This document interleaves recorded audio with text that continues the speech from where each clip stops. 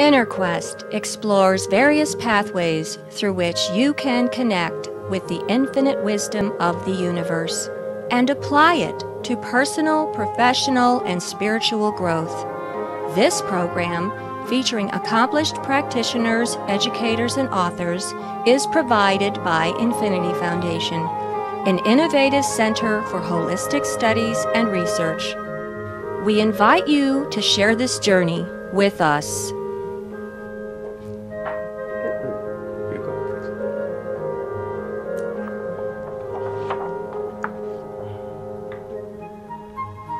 Hello, welcome to InnerQuest. My name is Jay Stowe, your host for today, and our guest is Laurie Pawli. Welcome, Laurie. Thank you. Let me tell you a little bit about Laurie. Laurie is the founder and director of the Feng Shui School of Chicago. And Laurie today is going to tell us how Feng Shui can help us sleep better, increase our wealth, and improve our health. First of all, Laurie, can you describe Feng Shui and tell our audience why Feng Shui is useful? Sure. Feng Shui literally means wind and water, and it's referred to as the Chinese art of placement, where we're using our positive intentions to create a balanced atmosphere. And it also is a combination of an art and a science. So the art part we're thinking of is basically where we're talking about color. And the science part is where we're opening up the space to receive that energy so that it can work with the environment and bring us all the good stuff that we deserve. Now, I notice you're wearing a lot of nice jewelry, and I'm sure there's a reason why. Did you use placement for the jewelry that you wear? I do, actually. Well, the amethyst is kind of a grounding stone. But my bracelets are, they represent knowledge and wealth and reputation. So I'm working with some of the colors that actually work with Feng Shui. And I noticed you're wearing a wedding ring, a wedding band. Is there some Feng Shui significance or interpretation of the wedding ring or band that we wear in the West?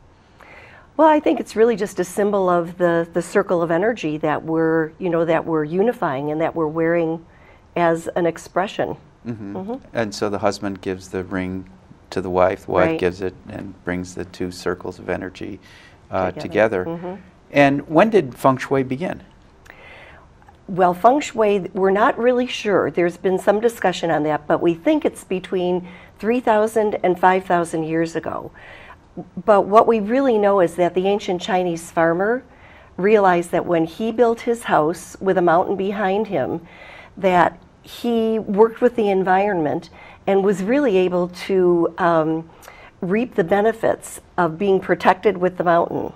So his crops grew, they were protected from the windstorms, and what ended up happening then was he was more abundant, because he was protected, grew more crops, and then when he went to the market, he sold more, so his family became more prosperous. Well, I could think of other reasons too, like the water runoff from the mountain fertilized the fields. Exactly. Yeah, but of course then you got the mountain there, it shades the light.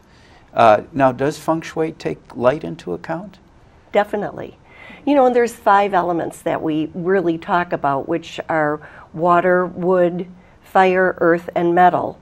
And so all of those really come into play as far as how we use them in our environment. A balanced environment really is an environment that has all of those elements in there. I got a personal question. I'm attracted to wood. Like I have a wooden ring that I'm not wearing now, and a wooden watch, and I have a wooden necklace on. Is there any significance to wood? Definitely. Wood really represents stability. It's the tree. And so it's one of the elements too. It's one of the elements, yeah. And so when I go into a house, I'll always look to see if there's a lot of wood. We've got a lot of wooden floors now, and if people also have a lot of green in their homes, that is a lot of wood energy. Sometimes there can be too much wood energy. So if you're drawn to wood, what you need to really think about is, do you have enough of the other elements? Like, you might not be attracted to metal, and that might be something that you would use. Like, I know personally, I'm in my environment, I have a lot of metal and a lot of water, and it's very hard for me to put wood in there. So when you realize that, then I know that I have to, I have to find some wood furniture so that I'm balancing my environment. Well, and like, what about when you put a family together? Then it's, each member of the family might have a different need for balancing the environment. That really must get tricky. Why don't you talk about that? Definitely. Because, you talk about how you bring in wood for yourself, but what maybe does your husband, or when you're growing up, your children need? And that's really a good question, because everybody is different. We all have a different personal element. And so the best thing that you can do is, for your children, try to determine what their element is. And so it would be one of the 5 elements. Yeah. Like, I think I'm a metal. You're a metal? Okay, Yeah. so you're a communicator. Yeah. Water can be emotion, where people have a tendency to cry easily, or they're very emotional. So what you want to do with that type of a person, if that happens to be one of your children, they're based on water. And so what you want to do is you want to diffuse that energy, or balance it with maybe a little bit of earth, or maybe a little bit of fire. In every space, you really want to try to get all of the 5 elements. And how would you bring in the earth? Well, I can imagine bringing in plants. Right. And the fire, lighting candles, or having like a fireplace. Yeah, those are excellent ways to do that. But you can also bring it in with the energy of color. Very Gold good. represents the earth, or ceramic, or stones, or rocks. Fire is, of course, like you said, candle, but it's also red. It can be anything triangular. Wood is, the rectangle, or the tree, or physically wood. And metal is represented in light colors, or metal, any type of metal, or a circular, or a dome. And water, is that blue? Yes. And purple, because I notice you have a lot of nice purple on. Is that, which color is that? Purple represents abundance and wealth. And so it's not one of the 5 main elements? No, it's not one of the 5 elements. Yeah, so it's what the 5 elements attract. Yes, exactly. And can you elaborate, more about that title, the Feng Shui, or definition, the art of placement? Can you elaborate more on that? Sure. One of my favorite sayings is that external movement creates internal shift. So the art of placement is actually when you're physically placing an object. When you place that object, you can, so many times we can feel, oh, that feels really good there, that looks great there. And that's where, even if you don't know Feng Shui, that's where the energy is really working for, to create that vibration of perfect energy in that spot. You said external movement creates internal shift, but it could be the other way around. Is somebody has an internal shift, an intuitive idea, intuitive feeling, the light bulb goes off, oh, that's what I need in this room. That's true. It works both ways. One of the things that I really felt this personally was when we moved into our house and we were opening up a doorway so that we could have more light come in. And when we opened up that doorway, I could feel an opening in my chest. It was like we removed part of the wall, and it affected the way I felt. Well, when you said open up the doorway, did you cut a bigger doorway, or? We actually broke down part of a wall. So we expanded that, and I could feel like an expansion in my breathing. Like between like the kitchen and the living room, or the living room and the den, or something like that? The living room and the den, exactly. Okay. Huh. And so you must know about architecture, because you just can't. Walls could be low bearing. Right. And so I guess you work with professionals like architects and architectural engineers and construction people. Yes, I have done that. And one of the things that is very critical in the application of a floor plan is not to put the bathroom in the back left-hand corner. That represents money. So if we're looking at our space, if you were to go to the back left-hand corner of your house, the farthest back area, that's where your money is. That's all about your money. Oh, that's good, because that's where my office is at. Perfect. Okay, so that's a great example of your nurturing that wealth in your wealth area. So there's a lot of architects and a lot of builders that put a bathroom back there. And that is just not the best placement for it. You know, with Feng Shui, one of the good things about Feng Shui is no matter where you have different placements of rooms, Feng Shui can always make it better. So if by chance you have a bathroom in your wealth area, you know, you can add things like you can paint the bathroom purple. You can make a treasure chest of your own and put it underneath the vanity. So nobody really has to see it. But you're actually building that energy and that vibration so that that abundance starts to come to you. Now, like some homes, you know, are just on the ground level. Some have basement, and some, you know, second floor. Even some homes have a third floor. What about the different floors and where people live? Is energy different? It is. The higher you go, stairs are like a road in your home, and so the higher you go, the energy has to meander up to the top. So being on the top floor can, you know, sometimes be good if you're a CEO. You know, you're at the top of the building. But part of that is how you're setting your intention too. If you're on the 44th floor of a building, you really have to maybe ground some of your energy if you're in a high rise. And how would you suggest somebody do that? There's different ways. You can work with stones. You can work with larger pieces of furniture in the corners of your, of your home. You can just do grounding exercises. So there's different ways that you can do that. Grounding exercises. You can do grounding exercises. Yeah, got my intention with that one. What is a grounding exercise? Well, there's different things that you can do. One of them is creating what we call a pillar between heaven and earth. And that's just as simple as taking a red string where you would put it at the top of your, one of the corners of your house and let it go onto the floor. You can pretend that you're painting a tree where the bottom space of your house is brown, but then the upper part is the green. How about just painting a tree on one of the... You could. Yeah, absolutely. Absolutely. So the focus is that you're grounding with your intention, the color and the energy.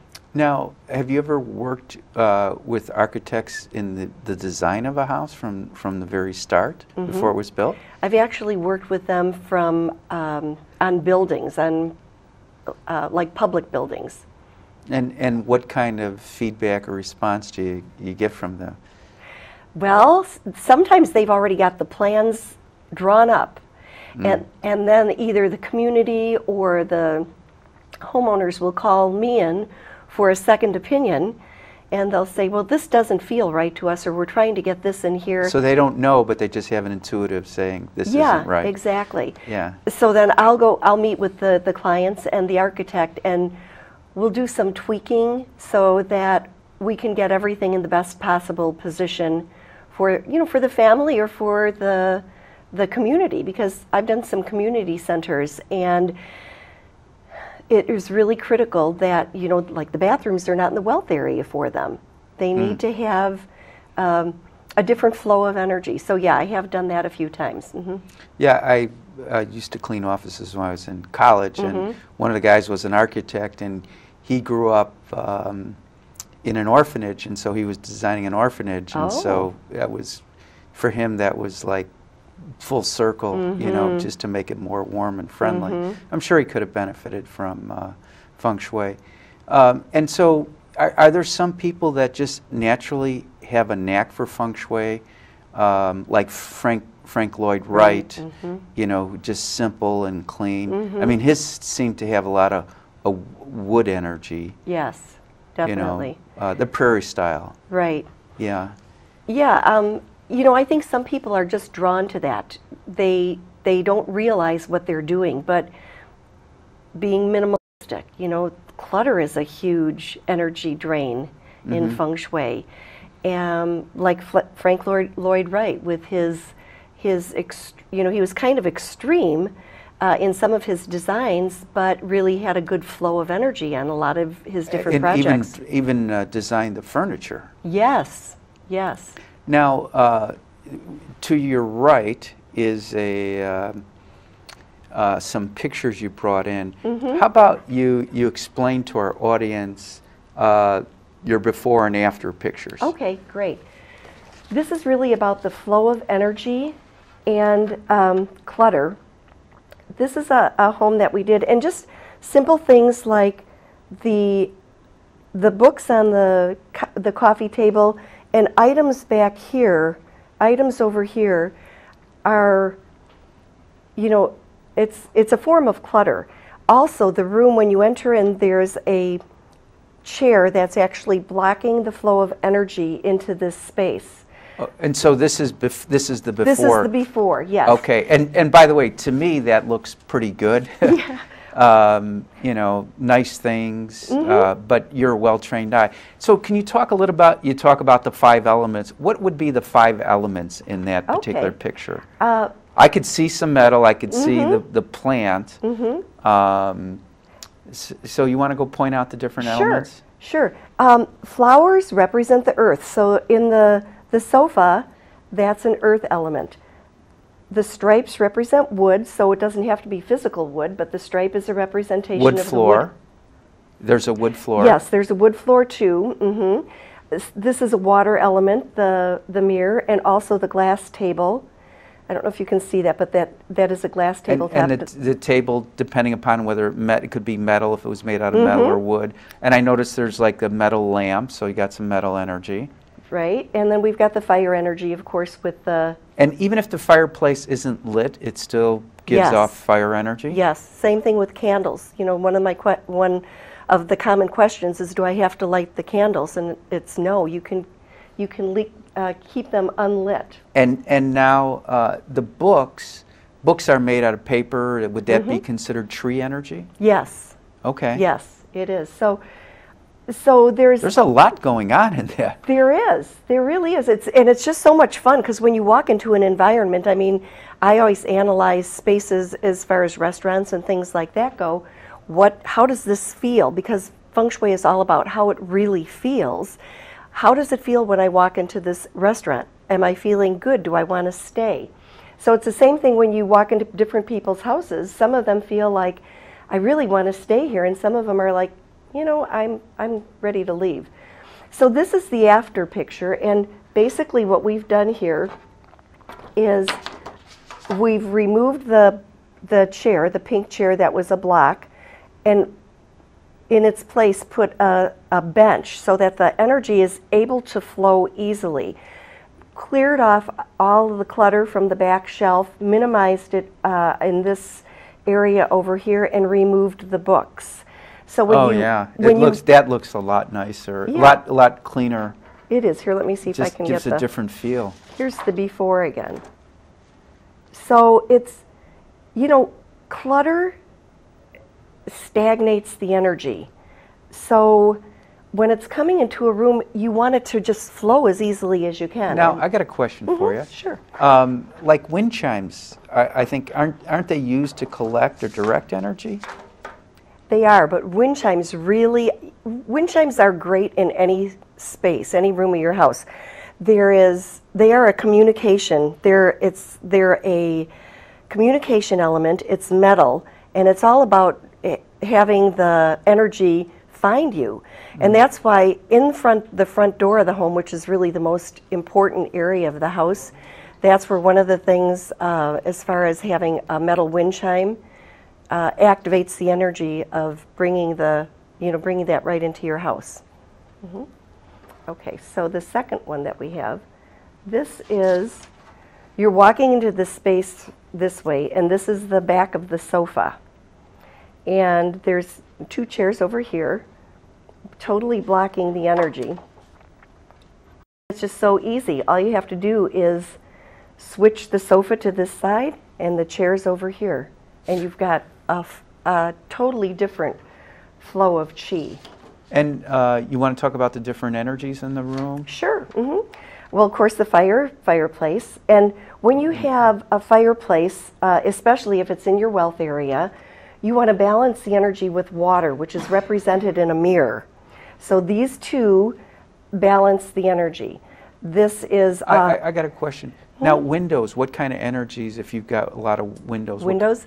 That's a water energy. Okay. And actually, water energy, when we have the windows, they're not as strong. Remember the Chinese farmer that had the mountain behind him? Yeah. That's kind of what you want to have. When you position your furniture, you try to have, or especially like your desk in your office, you should have your back to a wall, and so you can see the door, because you're welcoming in opportunities, but then you're still having that stability of the wall that's giving you support in your, in your business. But my chair faces out, looks out to kind of like a prairie area. So you're looking out the window. Yeah. Can you see the door? No, it's directly behind me. Okay. So then... Maybe put a mirror so it reflects exactly. it. That's exactly Done. what I was going to Okay. say. Yeah, and that's the beauty Simple of Feng fix. Shui, is because it's so easy. It's very simple. It doesn't take a lot of time or money. I am into subtle and frugal Feng Shui, because you don't have to see a lot of flutes. You don't have to have crystals hanging all over. It's very easy to do. The two changes that I've seen, it doesn't really cost a lot of money.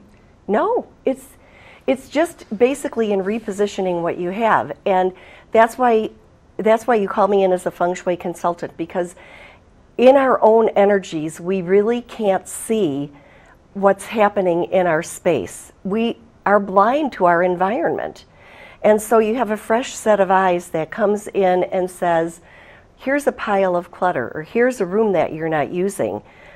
What space where does that fall into the Bagua? Is it the wealth area? Is it the relationship area? What's the Bagua? The Bagua is, well, let me just show you this last picture, and then I'll get to the Bagua, okay? Because this is such a great use of blocking the energy. The front door is over here, and the back of this chair, this is a 3-season porch. We walked right into the back of the chair. So I suggested to the client, why don't we see if we can move it under the windows? And so we did move it, and so this is, the whole energy flow is totally open. Yeah. So this back of the chair is now in the back of the windows. It's just so easy. Now, would that have like almost too much water energy, or you would go to that room when you needed that water energy? You could. And what I would recommend for this, because it is letting in the light, you're letting in the beauty of the sunlight, I would suggest that you put crystals in these windows. And what the crystal does is it refracts the energy, and it's beautiful. It has all the rainbows that are on the walls. So yeah, so that's the before and after. Okay. And I got a question. Now, I remember from my study of 5-element theory that at different times of the day, different elements are more active. So would we be drawn to different rooms of our house at different times of the day, or we naturally gravitate because they have more of that type of energy? Like I could see, if that was especially like facing south or east, that would be a great morning room to have a cup of tea or a cup of coffee, etc.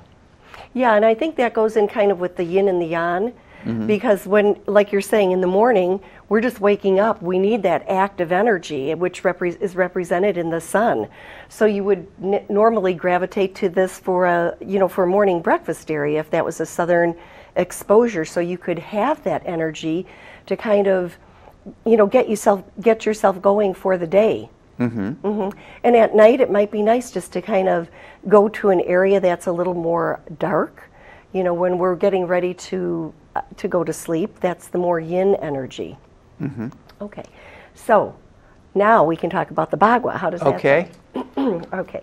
Make sure you have enough cord to stretch out here. Okay, I think the Bagua. The Bagua. So this is what the Bagua looks like. Every area of your home relates to a different area of your life, And some people are very confused about how to use the Bagua, and it really is not that hard. If you were looking at your home from an aerial perspective, this is where the front door would be. So the bottom of the Bagua, which is represented in helpful people and travel, career, or knowledge and self-cultivation, is where your front door would be. That's the type of Feng Shui that I practice. It's actually a layering approach where we talk about the layer or the placement of the Bagua according to the front door. Then I talk about everybody's individual direction in the family. And then we also talk about the form and what does the neighborhood look like? What is the landscape like? So when we're looking at the Bagua, you can lay this on your lot, where the back corners of your lot would be wealth, fame, and relationship. And the front part would be the knowledge, career, and helpful people and travel. So if we're looking at this specifically from the placement of the house, this is where normally the front doors are. Most commonly, the front door is in the center of the home, which represents career. So every area has a color activation that goes with it. There's the 5 elements. You can see there's the water, which is represented with the wavy lines, the wood, which is rectangular, the fire, which is triangular. And is there any particular reason why water goes with career and wood with family and fire with fame? It's the way that the elements cycle, and what they do is they feed each other. As far as having the career really representing water, I think it's kind of when you're going into the career, you're really looking at an individual depth type of thing that you're relating to your personal, what your mission is going to be in life. And of course, everything goes into that career, knowledge and self-cultivation, health, creativity. Every area of the Bagua affects one another. It's like if you're going for a job, which would affect your wealth, sometimes you can know exactly as much as another person, but having that helpful person will help you get the job. So the opposite ends affect each other. Laurie, I hate to tell you, we only got 1 minute left. Oh, no, okay. So make a few more helpful points. Okay. In whatever time we have remaining. Great. Well, let me just give you a couple of tips for enhancing your career. And I know all people are always interested in what easy tips that they can do for their wealth. So for career, it's activated by water. So put a fountain. Divide where that center place of your home is. Put a fountain there that is activating the energy of the water for your career. And also for the wealth, if you've got a plant there, put 8 pennies or 8 coins in there so that your money will grow. All right, we're going to have to leave that right there. For more information about Laurie Pawli, Infinity Foundation Inner Quest Talk Show, stay tuned to the credits at the end. Until next time, wish you good health, good spirits, and good fortune. Thank you. It's a pleasure to have you as a guest. Thank you so much, Jay.